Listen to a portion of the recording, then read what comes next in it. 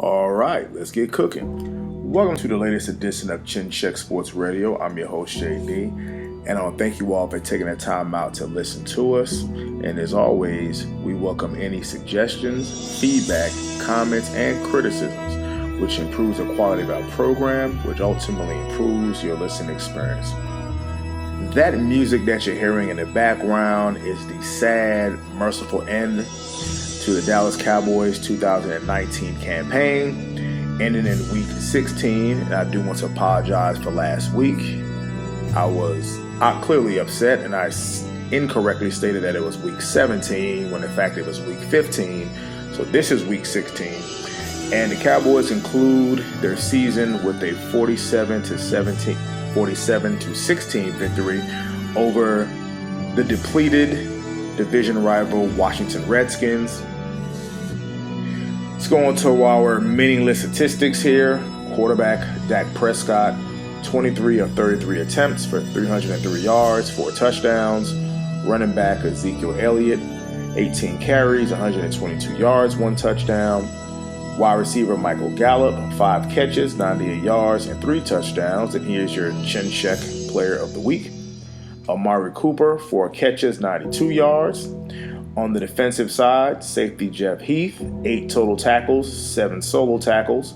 Linebacker Jalen Smith, 8 total tackles, 2 solo tackles, 1 tackle for a loss, and 1 interception. Defensive back Jordan Lewis, 5 total tackles, 4 solo tackles.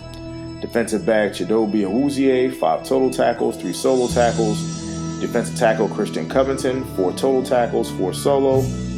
And defensive end Robert Quinn, 3 total tackles, 2 solo, 1 sack, and 1 tackle for a loss. And in watching this game with the acrobatic catches, Ezekiel Elliott running hard, and you have to ask yourself, where in the hell was all this last week in a game that actually meant something? Where in the hell was all this against the Chicago Bears, or the Buffalo Bills, or the New England Patriots, or the Drew Brees-less New Orleans Saints? So it does make you wonder what the team was doing, or in their case of losses, what they were not doing. And again, the song in the background is apropos for the miserable end of the Dallas Cowboys season, for a season that started off with so much promise, for a team that ended up in the divisional round, losing to the eventual Super Bowl runner-up Rams. This season was hopefully getting at least to a championship game with all the same talent returning: the quarterback, the wide receiver, the offensive line, the linebackers. Everything was set in place for this team to make a run, and they crashed and burned. Now, what's even more disturbing about this season is the Dallas Cowboys will end up with a quarterback top 5 in passing yards. I would even say top 3 or top 4 in passing yards. A running back who can end up top 5 in rushing yards. 2 1,000-yard receivers in Amari Cooper and Michael Gallup. A top 10 tackler in Jalen Smith. And with all those positives, where did this thing come apart? Where did the car go off the road? And you have to look at it, and there's a whole lot of blame to go around. And we're not going to go with the obvious blame. I know we know the big elephant in the room is to blame. But let's go into some other negatives this season. And these are some things that we have talked about, but we want to do our final Dallas Cowboy Chin Check Radio, at least for the football season. So being it is our final broadcast for just Dallas Cowboys seasonal play, let's go into that. Some of the negatives this season clearly has been quarterback Dak Prescott's inconsistencies. Yes, one can tell me that he will finish up in the top 5 in passing yards, but at the same time, a lot of those yards were built in, and obviously as evidenced by today, or further evidenced by today, against mediocre opposition. So a lot of those passing yards are those empty calories where he feasted on mediocre defenses, and then when he played against good to great defenses, he did absolutely nothing. So that's a serious negative when you have a so-called franchise quarterback who cannot get the job done when it matters most against quality teams. That's a problem. This is why I said on last week's broadcast, some hard decisions are going to have to be made. So Dak Prescott clearly was a negative in the season, even though stats can tell me otherwise. But the eyeball test, watching games against other quality opponents, the level of play just was not there. The accuracy was not there at all. I'm looking at passes that were behind receivers. I'm looking at passes that receivers had to jump way in the air, which he's leaving them vulnerable to taking big hits. So again, his accuracy was off, and we're not going to talk about the last two games to tell me where his shoulder was injured and he was hurt, he didn't get to practice. I could care less about that. There were other games where he did not play his best. There were other games where I'm only looking at one touchdown going into the fourth quarter. There were other games that I'm looking at, you're only getting field goals. Imagine to score one touchdown. So definitely Dak is getting his fair share of blame because even the stats will tell me otherwise. He did not play up to par, or I feel up to par, to be a quote franchise quarterback and to command that type of long term and big money that he wants at the end of the season. Another issue, DeMarcus Lawrence, and I was talking about this even when they were winning ball games. I wasn't seeing much of a pass rush. I'm glad DeMarcus got his money, and he earned his money. I mean, this guy was Pro Bowl, first team All-Pro, and did it in back-to-back seasons. Now, again, who knows what happened, what didn't happen. The level of play wasn't there. Do you know who the team leader in sacks was? It was not DeMarcus Lawrence. It was Robert Quinn. That's a problem, and I like Robert Quinn. He was a good player for us. But when Robert Quinn, who's a free agent, is your leading sacker, or leads the team in sacks, that's a problem. Which leads into our poor tackling. Now, I felt that the poor tackling really became an issue with the Chicago Bears game. I felt a lot of people jumped on that. A lot of people, and clearly, and the tackling was awful in that game. But if you go back and listen to some of our previous broadcasts, at least even go back to that Saints game, where I felt the tackling was poor then. Of course, it was early in the season, so a lot of your sins tend to get looked over. A lot of the issues tend to get overlooked until later on in the season. Tackling has always been an issue.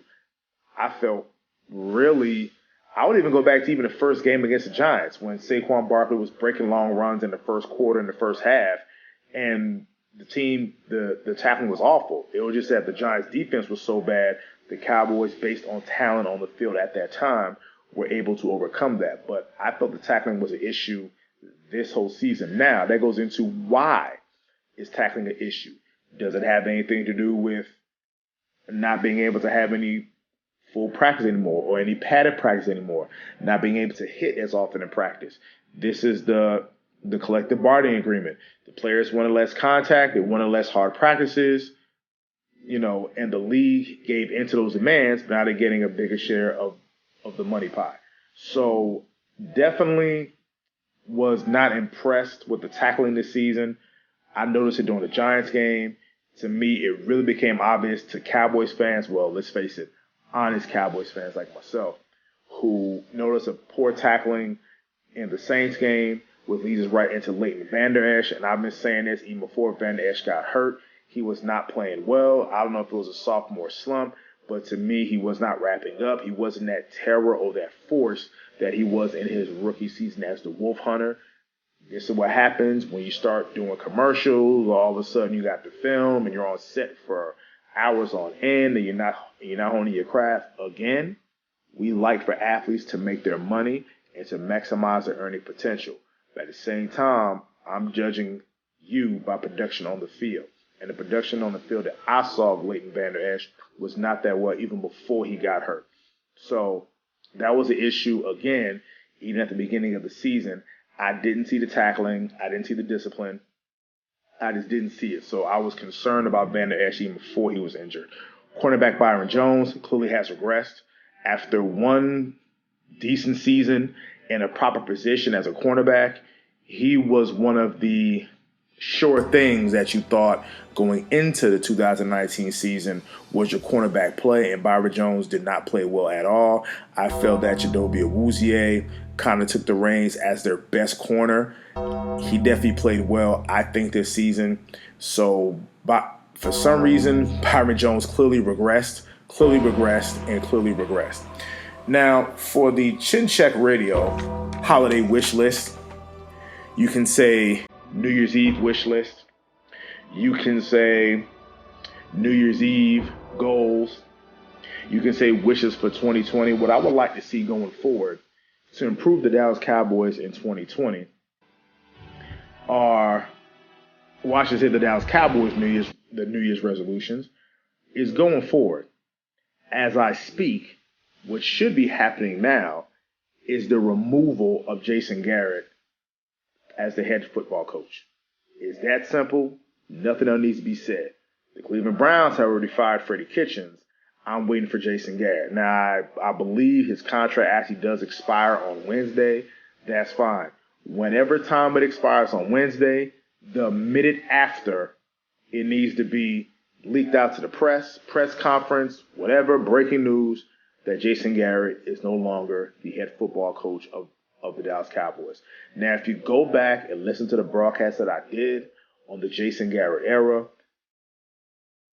I break that down in its simplest form for you. A quick recap on that. This is the fourth time during Jason Garrett's tenure that the team has finished 8-8. The fourth time. 2001, 2, 3, and now this season. In 2014, the team went 12-4.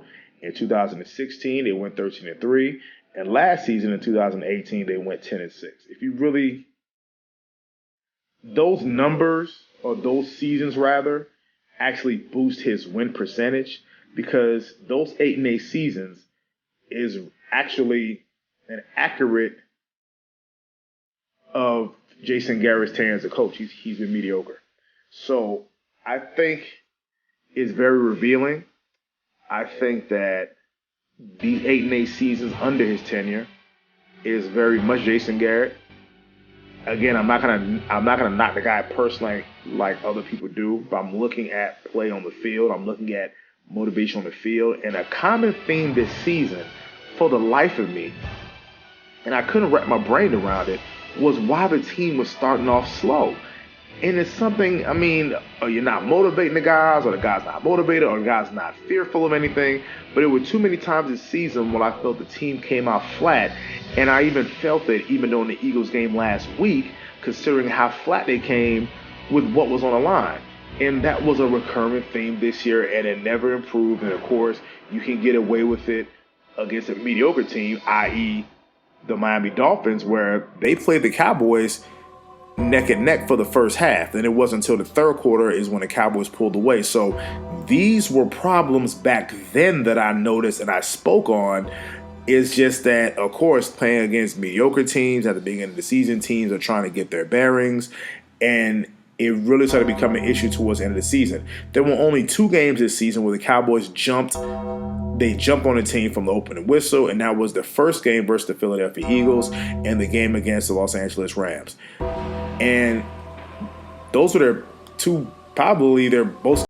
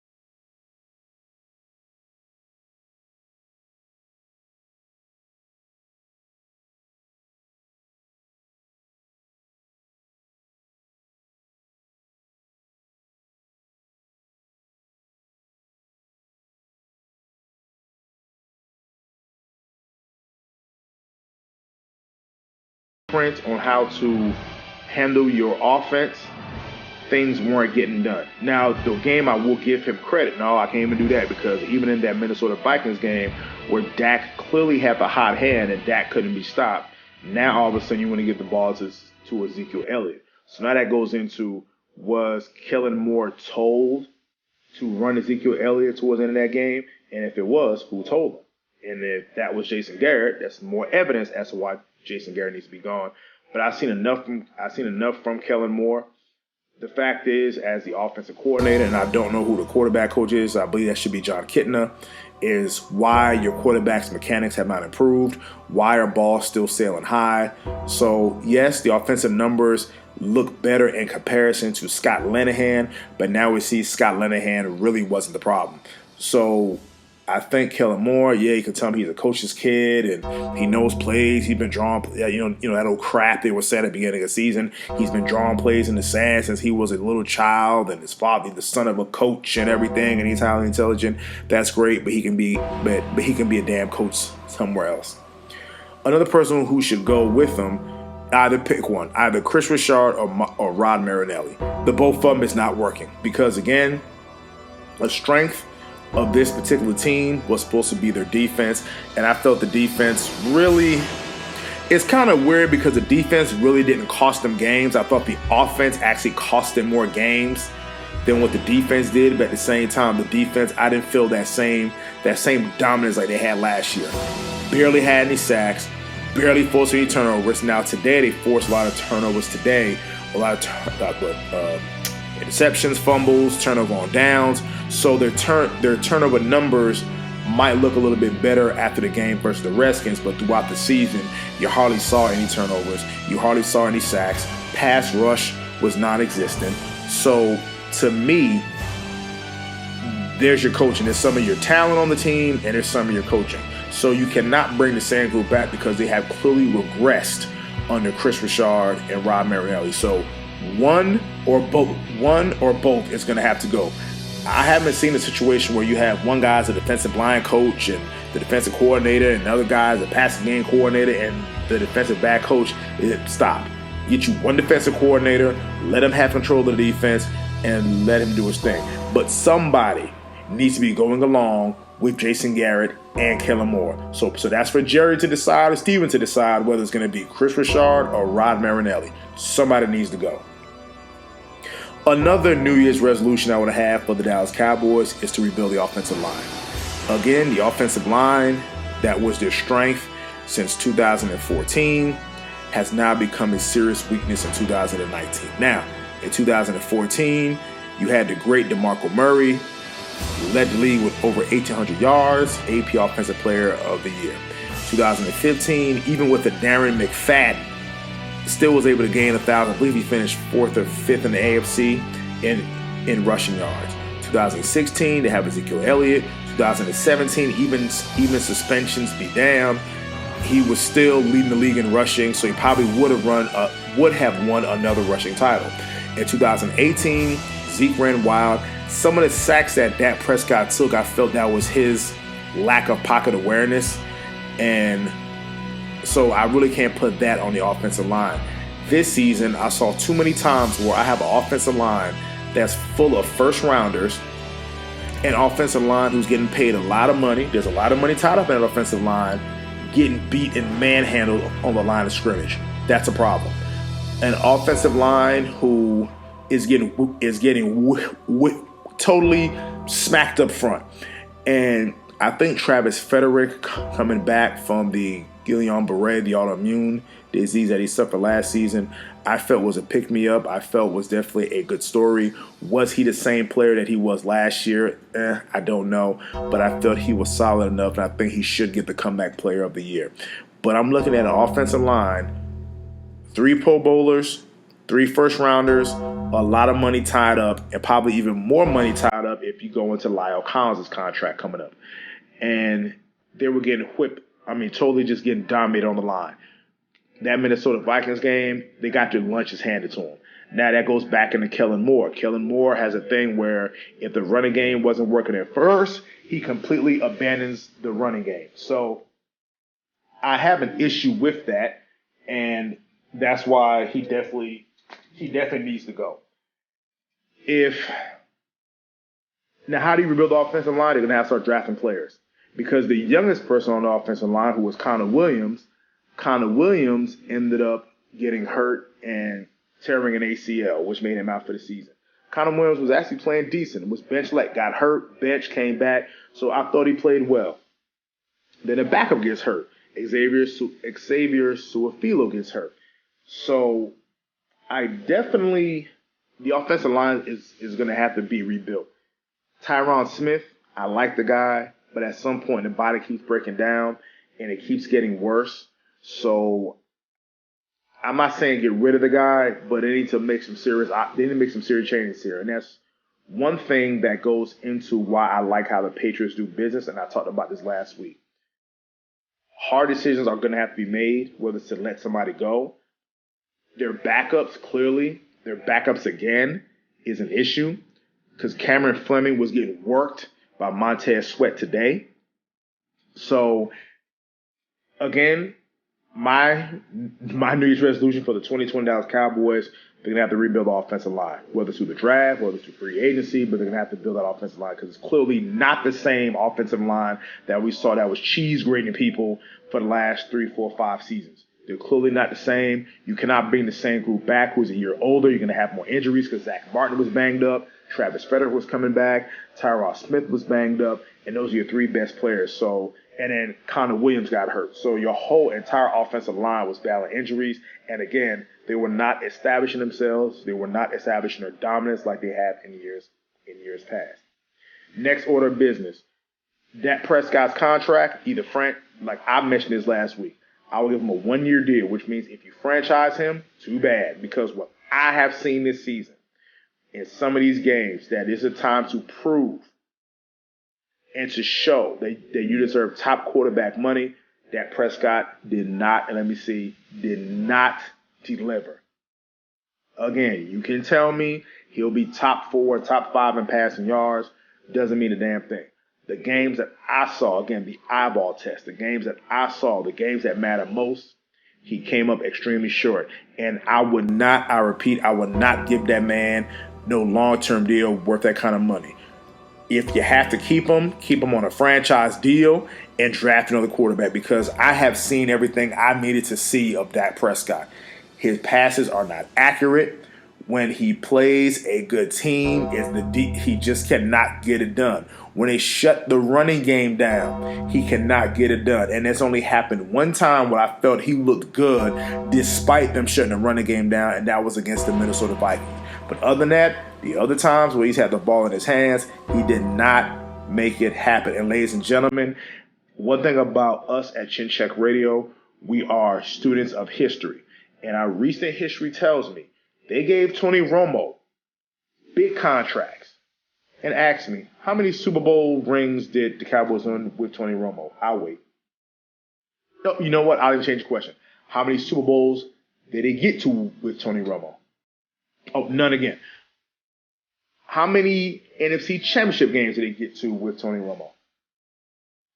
If the answer was 0 to all of those, or you're still thinking, let me help you out. They only got to the divisional playoffs or the divisional round with Tony Romo. So, and Tony Romo was given he received 2 big contracts, and the second contract he received was for the incentive to have Peyton Manning-like preparation. Go back and do your research. Jerry Jones cut Tony Romo a check so he can, for the potential of being great, to pay him to have Peyton Manning-like preparation for the game.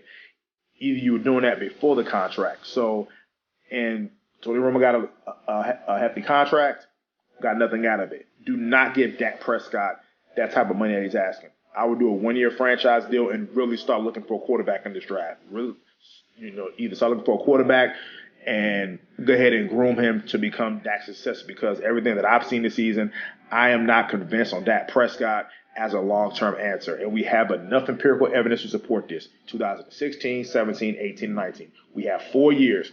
You saw what happened in Tennessee. They benched Mariota's ass, and now they're going to the playoffs. So at some point, we need to cut bait and start preparing to cut bait. Start thinking long-term about cutting bait.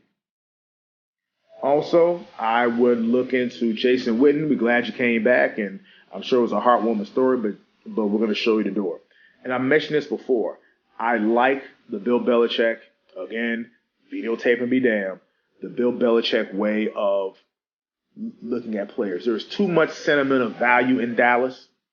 There's too much of, well, he's one of our people. I look at it from a business perspective.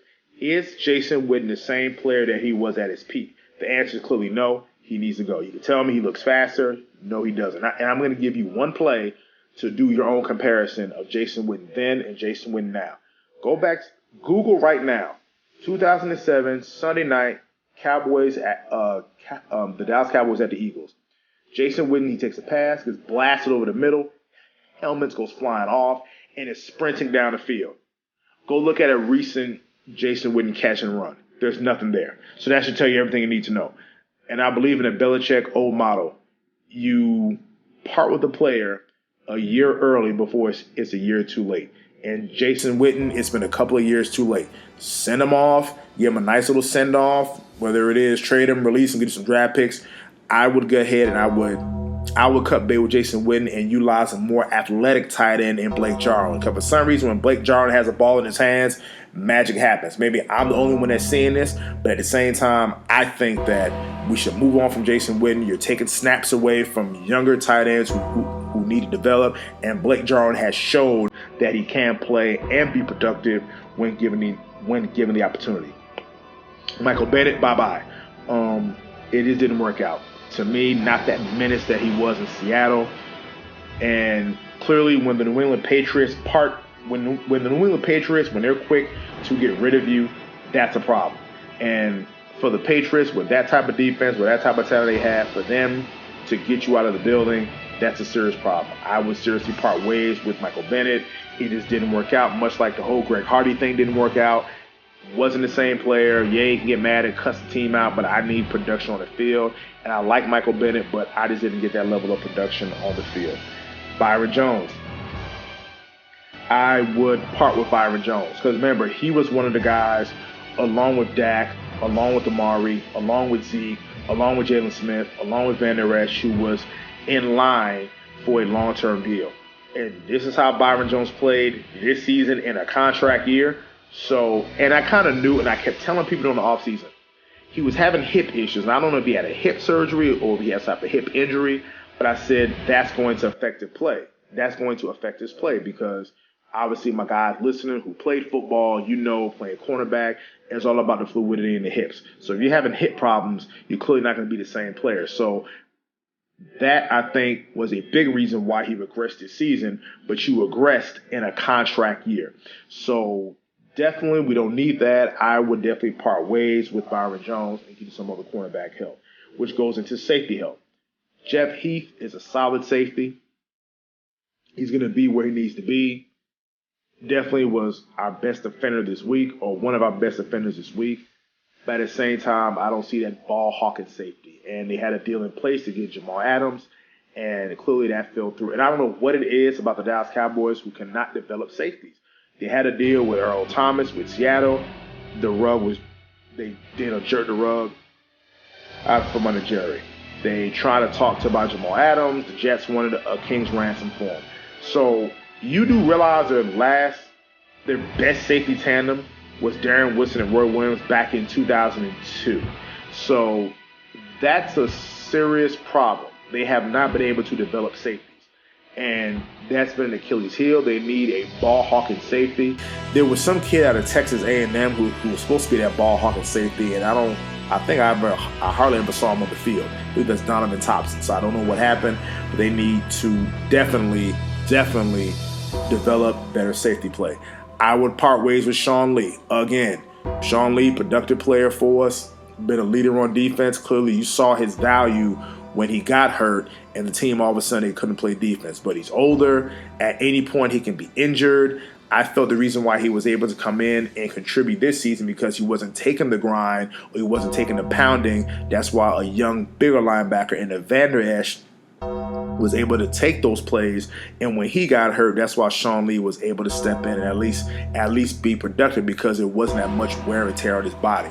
So if you're going to bring him back, he needs to be in a backup role. And if he can't be in a backup role, then you need to part ways with him. Again, this is a business. Part with a player a year early before it's a year too late. You're also gonna need pass rush help. Again, I talked about this. Robert Quinn was your leading sacker.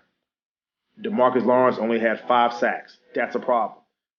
I hardly saw a pass rush, and I was even saying this even when they were winning the first games. I hardly saw a pass rush.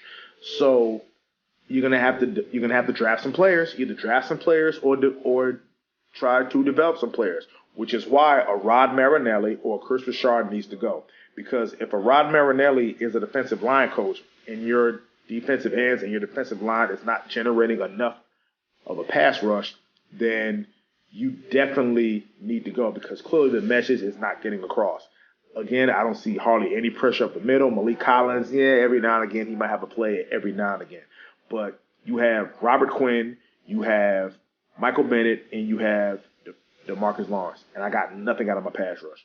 With Robert Quinn, the reason why you should even develop more defensive ends, because Robert Quinn is not an every down player. He's just not physically big. He's fast. He knows how to turn his body, but he's not a big guy physically. So you need to use Robert Quinn as a situational pass rusher in certain big games to utilize him more, but he's just not that everyday down 3 or 4 down players. So you're going to have to really improve that pass rush if you really want to make a difference, because the pass rush was non-existent. Amari Cooper. Let me get on Amari Cooper in a minute.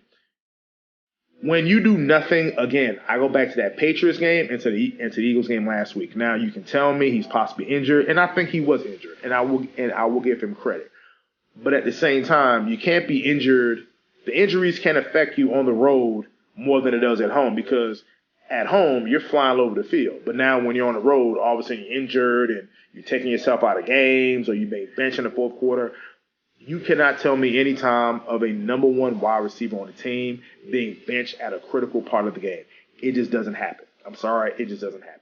So you have a situation where you have your best receiver benched in the fourth quarter of a game that is a playoff game, a win and you're in playoff game, and your number one wide receiver is benched. I'm sorry, and I go back to what I said a couple of weeks ago.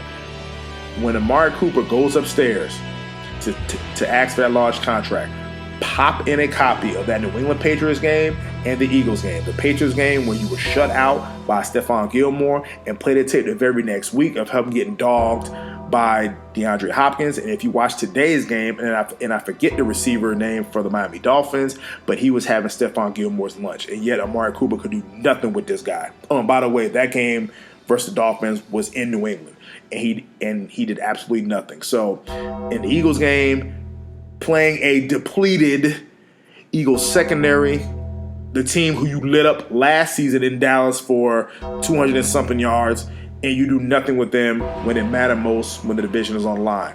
So Amari Cooper, again, whether it's give him a 1-year deal or a 2-year deal, if he doesn't want to take the money, let him walk. Because again, another issue this season, I don't know what it is with receivers dropping passes. You'll have Michael Gallup will make a great catch here, but then drop an easy pass. Amari Cooper will make a great catch here, but then drop an easy pass. So you have your quarterback that's inaccurate, and you have receivers dropping balls. So I'm not cutting no Julio Jones type money for a player who in the biggest moments against the New England, against a Philadelphia, is disappearing. Because you never saw a Michael Irvin disappearing. You never saw an Alvin Harper disappearing. You never saw Terrell Owens disappearing. You never saw that. So I can't have my number one receiver getting shut out and disappearing in big games where it matters most. So that's our recap of the 2019 season with the Dallas Cowboys. I definitely had a lot of fun being in this is my first season on Chin Check Radio, and I definitely want to continue this. I know people all the time when I'm watching the games, the people, they definitely are looking forward to the broadcast, and I hope that you all enjoyed it.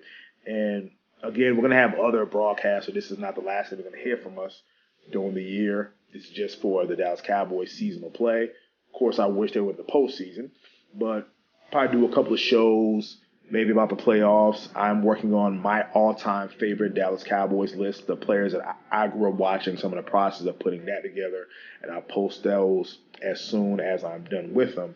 So I definitely enjoyed reporting on the Dallas Cowboys season. Definitely pass the word around to all your buddies. It was definitely fun. So definitely first season doing Chin Check Radio of the 2019 Dallas Cowboys. So again, we're going to have more broadcasts coming up. So that'll be it for the season. This is Chin Check Radio signing off.